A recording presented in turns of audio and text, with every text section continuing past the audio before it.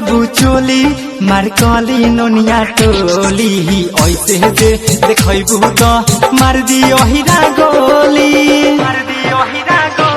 पागल भइल दूसरा टोली घायल भइल चमट खातिर जब करार हम बानी तोहरो मन करेला कि ना हो व्हाट्सएप के मैसेज बन के धनिया यही बेरा चल आई का हो व्हाट्सएप के मैसेज बन के धनिया लिपता रुका है पूरा अगनैया के भखले बानी जोड़ा खसी मैया से मुखिया बना दे देवी मैया सैया जाई बजारिया ए हो सवरिया पूरा कदी फरमाइश खोआइश हमरा दिल के रोज बुझी फील के हमरा के लव वाला फील दे गोइल हाँ फील दे गोइल जानी ओकर गलिया के तिल ले गइल हई रील वाली यार बाहर दिल ले गइल अहिरु से जरे लुकाट जइबू जादो जी के रेलल का ठाट जइबू ईरान के दर्द हरिए जइबू ना त मरिए जइबू रे बुच्ची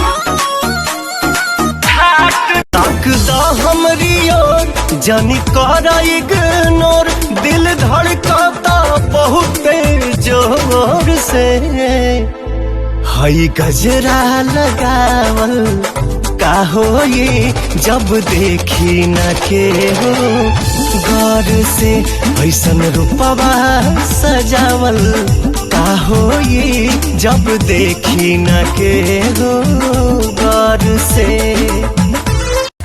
हमके पटावला तोर से लोगवा तोहरा से पटो तनी खुद से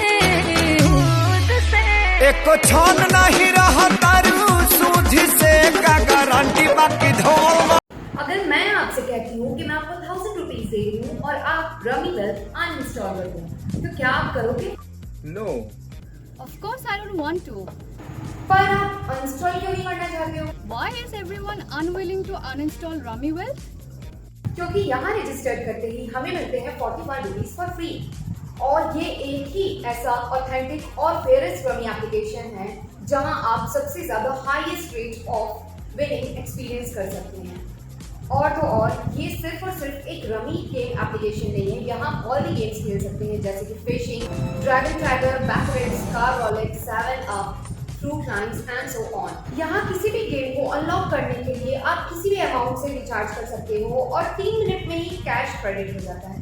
जैसे कि अभी बस आपसे बात करते करते ही मेरे पास विड्रॉल अमाउंट आ गई। बहुत सारे ऐसे फ्रेंड्स हैं जो रमी वेल्थ खेलते हैं अपने माइंड को रिलैक्स करने के लिए और वो भी जो रात को सो नहीं पाते हैं। तो सबका ये कहना है क्यों हम अनइंस्टॉल कर दें रमी वेल्थ एप्लीकेशन।